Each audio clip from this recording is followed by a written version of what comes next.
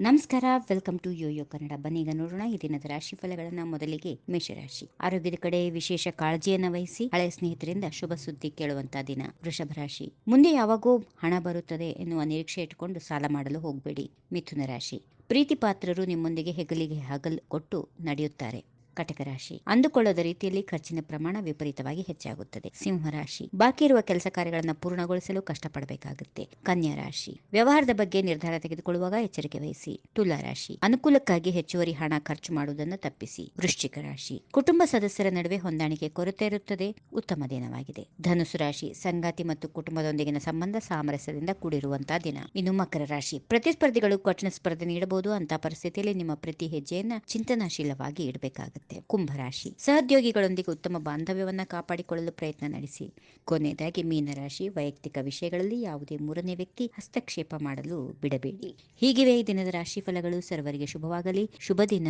ನಮಸ್ಕಾರ. ಈ ವಿಡಿಯೋ ನಿಮಗೆ ಇಷ್ಟವಾದಲ್ಲಿ ಲೈಕ್ ಮಾಡಿ, ಶೇರ್ ಮಾಡಿ, ಸಬ್ಸ್ಕ್ರೈಬ್ ಮಾಡಿ.